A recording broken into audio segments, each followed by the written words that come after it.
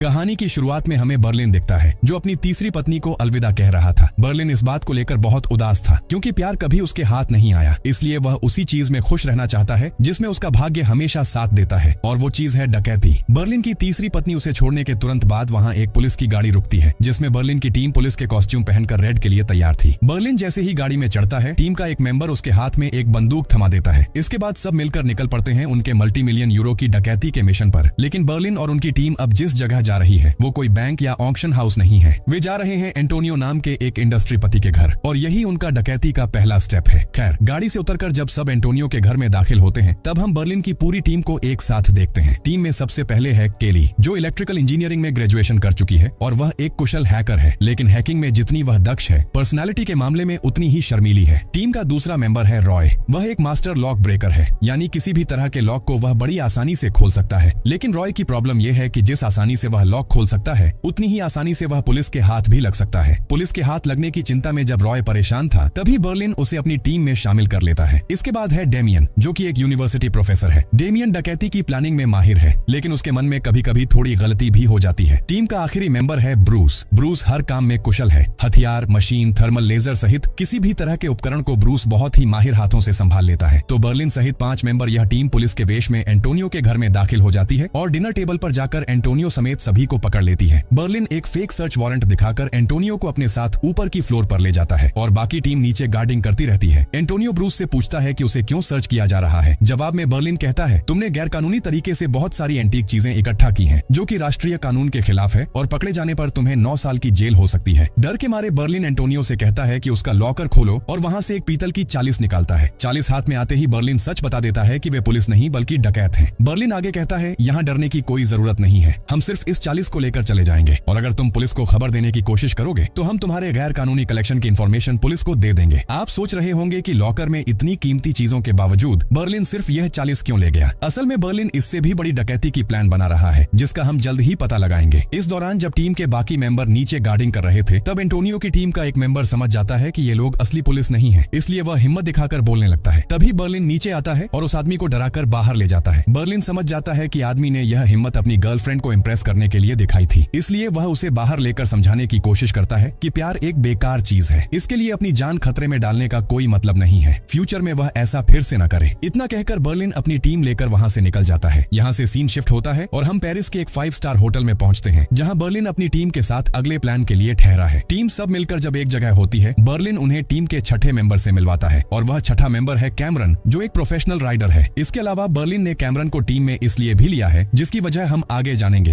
हालांकि कैमरन की एक प्रॉब्लम है कि वह ड्रग्स का एडिक्ट है। खैर, कैमरन को सबसे मिलवाने के बाद बर्लिन अपने प्लान पर काम शुरू करता है। वह सबसे पहले डेमियन से कहता है कि पिछली डकैती की 40 को हथौड़े से मोड़ दो। फिर उसे अमोनियम क्लोराइड से भरे एक बॉक्स में डाल दिया जाता है, जिसे डेमियन पहले से लेकर आया था। इससे 40 और भी पुरानी लगने लगती है। बर्लिन सबको बताता है कि इसी एक 40 के जरिए हम 44 मिलियन यूरो की ज्वेलरी चोरी करने वाले हैं। ये ज्वेलरी 34 शहरों से नीलामी के लिए पेरिस के सबसे बड़े ऑक्शन हाउस में लाई जाएगी। लेकिन प्रॉब्लम यह है कि सारी ज्वेलरी एक साथ ऑक्शन हाउस नहीं पहुंचेगी, वो कई फेज में वहां आएगी, और इसी वजह से उन्होंने पेरिस के इस होटल में रुकने का फैसला किया है, क्योंकि उनके होटल के ठीक सामने उसी ऑक्शन हाउस के डायरेक्टर का फ्लैट है, और सिर्फ वही डायरेक्टर जानता है कि सारी ज्वेलरी कब कब ऑक्शन हाउस पहुंचेगी। शुरुआती तैयारी के बाद पूरी टीम आर्कियोलॉजिस्ट के कॉस्ट्यूम में पेरिस की एक चर्च पहुंचती है। ये भी उनके प्लान का ही हिस्सा होता है। बर्लिन चर्च के फादर से कहता है, हम सब सलामांका नाम की एक यूनिवर्सिटी से रिसर्च के लिए आए हैं। हमें पता चला है कि आपकी चर्च के नीचे एक प्राचीन ऐतिहासिक चर्च है, जहाँ कई कीमती अवशेष होने की संभावना है। हम उन्हें ही ढूंढना चाहते हैं। बर्लिन की बातें और उसके रेफरेंसेस देखकर फादर उन्हें चर्च के नीचे ले जाता है। वहाँ वे फादर को भरोसा दिलाने के लिए मेटल डिटेक्टर की एक फेक रीडिंग दिखाते हैं, जिससे फादर को यकीन हो जाता है कि जमीन के नीचे सच में कुछ है। लेकिन पूरी तरह से पक्का करने के लिए फादर गूगल पर बर्लिन और उसकी टीम के बारे में सर्च करता है। मजे की बात यह है कि बर्लिन ने ये बात पहले ही समझ लिया थी, इसलिए उसने केली से पहले ही गूगल पर 63 फेक न्यूज अपलोड करवा दी थी, जिनमें उनकी रिसर्च टीम के बारे में लिखा हुआ था। सब कुछ देखने के बाद फादर बर्लिन और उसकी टीम को चर्च का अंडरग्राउंड इस्तेमाल करने की इजाजत दे देता है। असल में बर्लिन और उसकी टीम का प्लान है कि इस चर्च के अंडरग्राउंड का इस्तेमाल करके ऑक्शन हाउस तक पहुंचना, क्योंकि यहाँ पहले से ही एक पुराना टनल है जिसके बारे में किसी को पता नहीं है। इसके बाद वे अपने प्लान का दूसरा हिस्सा लागू करने में लग जाते हैं। ऑक्शन हाउस के डायरेक्टर पोलिनेक जैसे ही अपने घर से बाहर निकलते हैं, ब्रूस उन्हें फॉलो करता है ताकि उनका रियल टाइम अपडेट पूरी टीम तक पहुंच सके। पोलिनेक जैसे ही चले जाते हैं, केली, रॉय और कैमरन फॉर्मल ड्रेसअप करके पोलिनेक के होटल में पहुंचते हैं। सबसे पहले रॉय और कैमरन कपल का अभिनय करते हैं और चालाकी से मेन गेट का लॉक खोल देते हैं। गेट खुलते ही केली उनके साथ जुड़ जाती है। इसके बाद तीनों मिलकर मिलकर पोलिनेक के घर में प्रवेश करते हैं। घर के गेट पर रॉय वहां के 3 लेयर के लॉक को तोड़ना शुरू करता है और कैमरन और केली मिलकर पास की दीवार में छेद करके सिक्योरिटी अलार्म हैक करते हैं और उसका पासवर्ड निकाल लेते हैं। जैसे ही रॉय का लॉक ब्रेक हो जाता है, तीनों मिलकर पोलिनेक के फ्लैट में घुसते हैं और सबसे पहले सिक्योरिटी अलार्म ऑफ कर देते हैं। इसके बाद फ्लैट के अलग अलग हिस्सों में कैमरा सेट करना शुरू कर देते हैं और होटल में बैठे डेमियन और बर्लिन सब कुछ चेक करते रहते हैं। पोलिनेक के घर में एक पालतू कुत्ता भी था जो रॉय को देखकर उनके पास भागता है खेलने के लिए। रॉय लोग भी काम के बीच में उस कुत्ते के साथ खेलते रहते हैं। ठीक इसी समय बर्लिन नोटिस करता है कि फ्लैट में कोई आ रहा है। वह तुरंत सभी को सतर्क कर देता है। बर्लिन की बात सुनकर रॉय और कैमरन बिस्तर के नीचे छिप जाते हैं और केली एक क्लोजेट में घुस जाती है। वह आदमी असल में पोलिनेक के कुत्ते को वॉक पर ले जाने आया था। रॉय और कैमरन को बिस्तर के नीचे छिपा देख कुत्ता भी उनके तरफ छड़ी फेंकता है और कैमरन के कपड़ों को खींचने लगता है। तब तक वह आदमी भी बिस्तर के पास पहुंच चुका था। इंसान की मौजूदगी का एहसास पाकर उसके साथ एक और कुत्ता बिस्तर के नीचे झांकता है, लेकिन आदमी कुछ समझे बिना कुत्तों को लेकर वहां से चला जाता है। जाते समय वह आदमी कुछ लेने के लिए उसी क्लोजेट को खोलता है जिसमें केली छिपी थी, लेकिन केली पहले से ही क्लोजेट के बिल्कुल पीछे चली गई थी, इसलिए आदमी कुछ नहीं समझ पाता। खैर, आदमी जाने के बाद टीम जल्दी जल्दी काम खत्म करके अपने होटल लौट आती है। उस रात जब डेमियन उनके सेट किए हुए कैमरों के जरिए पोलिनेक के फ्लैट पर नजर रख रहा था, तब बर्लिन की नींद टूट जाती है। वह उठकर देखता है कि डेमियन अकेले बैठकर उसका बनाया हुआ रोबोट टेस्ट कर रहा है। बर्लिन उसे आराम करने के लिए कहता है और फिर मॉनिटर पर नजर बनाए रखता है। एक समय वह देखता है कि पोलिनेक की पत्नी रात में उठकर किताब पढ़ रही है और अकेले में गाना सुन रही है। यह देखकर बर्लिन की जिज्ञासा बढ़ जाती है। वह पोलिनेक की पत्नी को फॉलो करना शुरू कर देता है। बर्लिन देखता है कि पोलिनेक की पत्नी रात में ही रेडी होकर बाहर निकल रही है। बर्लिन भी तब निकल पड़ता है और उसे फॉलो करते हुए एक बार में पहुंच जाता है। बार में पहुंचकर पोलिनेक की पत्नी अपने एक दोस्त के कहने पर गाना भी गाती है। वहीं बर्लिन को पता चलता है कि पोलिनेक की पत्नी का नाम कैमिला है। गाना खत्म होने के बाद कैमिला पेरिस के और कुछ जगहों पर घूमकर सुबह के वक्त फिर घर लौट आती है। कैमिला की इस चंचलता को देखकर बर्लिन उसके प्रति धीरे धीरे आकर्षित होने लगता है। वहीं अगले दिन सुबह फादर आने से पहले बर्लिन की टीम उस चर्च के अंडरग्राउंड में 40 को दबा देती है। फिर फादर के आने के बाद फादर के सामने वे उसे फिर से खोदते हैं। चर्च के अंडरग्राउंड में इतनी कीमती चीजें देखकर फादर बहुत खुश हो जाता है और उन्हें और जोर शोर से काम करने की परमिशन देता है। परमिशन मिलने के बाद टीम अपने सभी उपकरण वहां ले आती है और उस अंडरग्राउंड टनल को ढूंढकर उसके रास्ते से सीधे ऑक्शन हाउस के बिल्कुल पास पहुंच जाती है। वहां लेजर मेजरमेंट करके खुदाई शुरू हो जाती है। टीम के बाकी मेंबर खुदाई कर रहे होते हैं। तब बर्लिन रॉय को साथ लेकर उस बार के सामने जाता है जहां कैमिला पिछले रात आई थी। बार के सामने एक कार में बैठकर बर्लिन रॉय को कैमिला के बारे में बता रहा होता है। तभी वह देखता है कि कैमिला वहां आ रही है। यह देखकर वह कैमिला के पीछे पीछे बार में जाता है और 2 मिनट बाद रॉय भी वहां पहुंच जाता है। दोनों मिलकर ऐसे प्लान बनाते हैं कि कैमिला को समय न मिले ताकि उसका ईगो चोट खाए और वह उनके पास बात करने के लिए पागल हो जाए। लेकिन हकीकत में कैमिला उनकी परवाह किए बिना वहां से निकल जाती है। खैर, अगले दिन सुबह जब सब चर्च के अंडरग्राउंड में खुदाई कर रहे थे, तब फादर वहां 2 बॉडीगार्ड्स के साथ आता है और कहता है कि हाल ही में मिली 40 को वह अपने साथ स्पेन ले जाना चाहता है और पेशेवर लोगों को दिखाना चाहता है। लेकिन डेमियन उसे बिल्कुल छोड़ना नहीं चाहता क्योंकि वह जानता है कि अगर पेशेवर लोग इसे देखेंगे तो तुरंत समझ जाएंगे कि यह फेक है। इसलिए वह सेफ्टी को लेकर बहाने बनाने लगता है। फिर भी फादर उसकी नहीं सुनता और 40 को लेकर चला जाता है। इसी बीच रॉय जब पोलिनेक के कॉल को ट्रेस कर रहा होता है तो उसे पता चलता है कि कैमिला किसी कॉन्सर्ट में जाना चाहती है, लेकिन पोलिनेक उसे समय नहीं दे रहा। रॉय यह बात बर्लिन को फोन करके बताता है क्योंकि अगर बर्लिन चाहे तो वह अभी कैमिला को कॉन्सर्ट में ले जा सकता है। लेकिन उसी समय फादर के 40 लेकर जाने की खबर भी बर्लिन के कानों तक पहुंचती है। बर्लिन इस समय दोराहे पर पड़ जाता है। क्या वह अपनी पसंदीदा महिला के पास जाएगा या डकैती के प्लान को बचाएगा? इसके बाद दिखाया जाता है कि बर्लिन डकैती के प्लान की बजाय अपने प्यार को ज्यादा महत्व देता है। वह रॉय को 40 की रक्षा का जिम्मा देकर खुद कैमिला से मिलने चला जाता है। वह होटल से बाहर निकलते हुए ऐसा करता है जैसे उनका मिलना एक्सीडेंटली हुआ हो। वह कैमिला से कहता है कि वह पास के होटल में रहता है। फिर बातचीत के दौरान वह कैमिला को कॉन्सर्ट में जाने का प्रपोजल देता है। कैमिला भी मान जाती है क्योंकि वह अकेले जाने की बजाय किसी के साथ जाना पसंद करती थी। कॉन्सर्ट जाने के रास्ते में ही कार में कैमिला ड्रेसअप करती है और बर्लिन कैमिला को इम्प्रेस करने के लिए उसे कई बातें बताता है। बातें करते करते वे क्लब पहुंच जाते हैं और वहां कॉन्सर्ट का आनंद लेने लगते हैं। इसी बीच रॉय प्लान बनाने लगता है कि फादर से 40 कैसे वापस ली जाए। इसके लिए वह कैमरन से बाइक की चाबी मांगता है क्योंकि ब्रूस की बाइक कैमरन के पास थी। लेकिन कैमरन बाइक की चाबी नहीं देता और उल्टा रॉय के साथ जाना चाहता है ताकि रॉय अकेले किसी खतरे में न पड़ जाए। रॉय सोचता है कि शायद कैमरन उसे पसंद करता है क्योंकि पहले दिन से ही वह रॉय को अलग नजरों से देख रहा था और रॉय जानता है कि मिशन के दौरान बर्लिन किसी भी तरह का अफेयर पसंद नहीं करता। खैर, रॉय को राजी कर कैमरन उसे साथ लेकर बाइक पर फादर की तरफ निकल जाता है क्योंकि आज रात की फ्लाइट में फादर स्पेन जाने वाला है। जैसे ही फादर अपने बॉडीगार्ड्स को विदा देकर अकेला रवान होता है, कैमरन बाइक चलाकर उसके पास पहुंच जाता है और रॉय फादर के हाथ से 40 वाला बैग खींच लेता है। लेकिन फादर आसानी से बैग छोड़ना नहीं चाहता। इस वजह से वे फादर को कुछ दूर तक खींचते हैं। फादर की चिल्लाहट सुनकर बॉडीगार्ड्स वापस मुड़कर देखते हैं और तुरंत ही एक टिन का ड्रम फेंककर कैमरन और रॉय को गिरा देते हैं। फिर जब वे 40 वाला बैग लेने की कोशिश करते हैं, कैमरन पहले ही उसे उठाकर ले जाता है और वहां से दौड़ते दौड़कर एक गली में चला जाता है। बॉडीगार्ड्स रॉय और कैमरन का पीछा करते हुए उनकी बाइक पकड़ लेते हैं। गली में वे एक शादी के समारोह में पहुंच जाते हैं और वहां मौजूद शादी की गाड़ी में बैठकर वहां से भाग जाते हैं। बॉडीगार्ड्स उनका पीछा करते रहते हैं। गली से निकलकर वे एक गैरेज में पहुंच जाते हैं और कुछ समय वहां छिप कर रहते हैं। खोजते खोजते बॉडीगार्ड्स भी उस गैरेज में पहुंच जाते हैं। रॉय फिर अपनी सूझबूझ दिखाता है और एक डायवर्जन बनाने की कोशिश करता है। वह कई कारों के अलार्म एक्टिव करता है और एक कार लेकर भागने की कोशिश करता है, लेकिन इससे ज्यादा फायदा नहीं होता। एक बॉडीगार्ड से बचते बचते वे सामने एक दूसरी कार से टकरा जाते हैं। फिर बॉडीगार्ड्स एक हॉज पाइप से उन पर पानी फेंकते हैं, जिससे उनका हाथ से 40 छूट जाता है और बॉडीगार्ड्स उसे पकड़ लेते हैं। अब कोई रास्ता न देखकर रॉय और कैमरन वहां से भाग निकलते हैं। इसी बीच बर्लिन और कैमिला कॉन्सर्ट के बाद वापस लौटते हैं, लेकिन होटल पहुंचने से पहले बर्लिन कैमिला के हाथ में अपना नंबर लिखकर छोड़ देता है। अगले दिन सुबह कैमिला बर्लिन को फोन करती है और बताती है कि वह भी धीरे धीरे बर्लिन को पसंद करने लगी है, लेकिन वह यह भी बताती है कि वह पहले से ही शादीशुदा है। बर्लिन समझता है कि कैमिला अभी भी रिश्ते के मामले में कंफ्यूज्ड है, इसलिए वह कैमिला को ब्रेकफास्ट का ऑफर देता है और फोन रख देता है। कुछ ही देर बाद कैमिला बर्लिन के होटल रूम के बाहर आकर नॉक करती है। बर्लिन नहीं जानता कि क्या करे, क्योंकि पूरा रूम कंप्यूटर और टेलीस्कोप से भरा हुआ है, इसलिए वह कैमिला को अंदर आने को नहीं कहता और बाहर से ही बात करता है, ऐसा दिखाने के लिए कि वह कैमिला की मैरिड लाइफ का सम्मान कर रहा है। लेकिन जब कैमिला वहां से चली जाती है तो बर्लिन को लगता है कि उसने कैमिला को रिजेक्ट कर दिया, इसलिए वह दौड़कर कैमिला के पास जाता है और उसे एक किस करता है। दूसरी तरफ रॉय और कैमरन जब किसी रेस्टोरेंट के सामने बैठे होते हैं, तब डेमियन उनसे मिलकर बताता है कि फादर सुबह उनसे मिला और 40 वापस दे गया, क्योंकि कल की घटनाओं के बाद उसने समझ लिया कि इस 40 के कारण खतरा है। डेमियन कहता है कि किस तरह भी हो भाग्य ने हमारी मदद की है और अब हमें जितना जल्दी हो सके डकैती का बाकी काम पूरा करना है। इसी बीच ब्रूस को देखा जाता है कि वह केली के रूम में जाता है और उसके साथ अपने नए इन्वेंशन और आइडियाज के बारे में बात करता है। बातचीत के दौरान ब्रूस इशारे से बताता है कि वह केली को पसंद करता है, लेकिन शर्मीली केली यह सुनकर ब्रूस को रूम से निकल देती है। फिर अगले दिन खुदाई के काम में जाते जाते केली धीरे धीरे ब्रूस के प्रति आकर्षित होने लगती है और यह बात वह कैमरन को भी बता देती है। इस बीच कैमिला के साथ सब कुछ सेट होने के बाद बर्लिन कैमिला को लेकर पेरिस के विभिन्न हिस्सों में घूमता रहता है और टीम के बाकी मेंबर्स खुदाई का काम जारी रखते हैं। ऐसे घूमते घूमते वे ऑक्शन हाउस की दीवार तक पहुंच जाते हैं। इसके बाद वे अपने प्लान का मेन हिस्सा लागू करना शुरू करते हैं। ऑक्शन हाउस के वॉल्ट में कोई ज्वेलरी पहुंचने से पहले ही टीम उस वॉल्ट को तोड़ने की प्लान बनाना शुरू कर देती है। आप सोच रहे होंगे कि डकैत ऐसा क्यों कर रहे हैं। असल में उनका प्लान है कि पहले से सब कुछ सेटअप कर लिया जाए ताकि चोरी के समय कोई परेशानी न आए। तो प्लान के मुताबिक वे ऑक्शन हाउस की दीवार को काट देते हैं, लेकिन तभी वे उसे हटा नहीं पाते क्योंकि अंदर सीसीटीवी कैमरा है। वे प्लान बनाते हैं कि पहले गार्ड्स को भटकाया जाएगा और उसी मौके पर सीसीटीवी कैमरा हैक किया जाएगा। तो केली सबसे पहले गार्ड्स के कॉल लाइन को हैक करती है और उनके रात के खाने का ऑन ऑर्डर रिसीव कर लेती है और खाना डिलीवरी करने जाता है ब्रूस। लेकिन ब्रूस खाना 1.5 घंटे बाद ले जाता है और साथ में पुराना बासी खाना भी ले जाता है। डिलीवरी मैन की इस हालत को देखकर गार्ड खाना लेने में बिल्कुल भी मन नहीं करता। तब ब्रूस तरह तरह की पागलपन वाली हरकतें करने लगता है। एक समय मैन हॉल का गार्ड ऊपर वाले गार्ड को कॉल करके नीचे आने को कहता है। जब वे ब्रूस की पागलपन बर्दाश्त नहीं कर पाते तो गुस्से में ब्रूस को मार डालते हैं, लेकिन ब्रूस तो इसका इंतजार कर रहा था। उसने पहले से ही मुंह में एक फोम टैबलेट रख रखा था। वह इसे तोड़कर फोम बाहर निकालने लगता है और बेहोश होने का ड्रामा करता है। गार्ड्स यह देखकर डर जाते हैं और ब्रूस को इलाज देकर ठीक करने की कोशिश करने लगते हैं और यह सब बर्लिन के प्लान का हिस्सा था। वह इस मौके का फायदा उठाकर सबको ड्रेस पहनकर रेडी होने को कहता है। फिर डेमियन के रोबोट की मदद से ऑक्शन हाउस की दीवार हटाई जाती है और टीम अंदर प्रवेश कर जाती है। जब गार्ड ब्रूस को होश में लाने में व्यस्त होते हैं, तभी केली सीसीटीवी का मेन बोर्ड खोलती है और उसमें एक डिवाइस इंस्टॉल कर देती है, लेकिन यह करते हुए वह एक सॉकेट काट देती है जिससे सारी सीसीटीवी कैमरे बंद हो जाती हैं। इस बीच गार्ड्स ब्रूस को ठीक कर देते हैं। समय कम होने के कारण केली थोड़ा पैनिक हो जाती है, लेकिन अंततः वह सॉकेट ढूंढकर उसे ठीक कर देती है और समय पर बाहर निकल आती है। और इस बीच गार्ड्स ब्रूस को ठीक करके उसका खाना देने के बाद छोड़ देते हैं। उन्हें यह एहसास तक नहीं होता कि उनकी पूरी सिस्टम को चुपके से किसी ने हैक कर लिया है। इसके बाद बर्लिन सभी को इकट्ठा करता है और उनकी तैयारी के फाइनल प्लानिंग सत्र की शुरुआत करता है। लेकिन प्लानिंग के बीच में ब्रूस उठकर एक शैंपेन की बोतल खोलता है और बर्लिन उसे उस बोतल का सारा शैंपेन पिला देता है। फिर वह वापस प्लानिंग में बैठ जाता है। इस समय सब समझ जाते हैं कि बर्लिन कितनी शांत दिमाग से कितना खतरनाक हो सकता है। फिर अगले प्लान के मुताबिक केली सीसीटीवी हैक करती है और कुछ फुटेज रिकॉर्ड कर रखती है, क्योंकि जब वे वॉल्ट के अंदर काम करेंगे तभी केली वह रिकॉर्डेड फुटेज चलाएगी और बाकी समय सीसीटीवी नॉर्मली काम करेगी। बर्लिन कहता है कि सारी ज्वेलरी वॉल्ट में आने से पहले वॉल्ट के पीछे एक छोटा रास्ता काटकर तैयार करना होगा ताकि वे अंदर जा सकें। प्लान के मुताबिक वे थर्मल लेजर की मदद से वॉल्ट के पीछे का हिस्सा काट देते हैं और उस पर एक क्रेन लगाकर गेट जैसा बना देते हैं ताकि चाहे तो वॉल्ट का पिछला हिस्सा उठाकर अंदर प्रवेश कर सकें। सब कुछ सक्सेसफुली पूरा होने के बाद टीम एक दूसरे को बधाई देती है और सेलिब्रेट करने लगती है। बर्लिन सबको कहता है, अब तुम सब अपने तरीके से आनंद लो।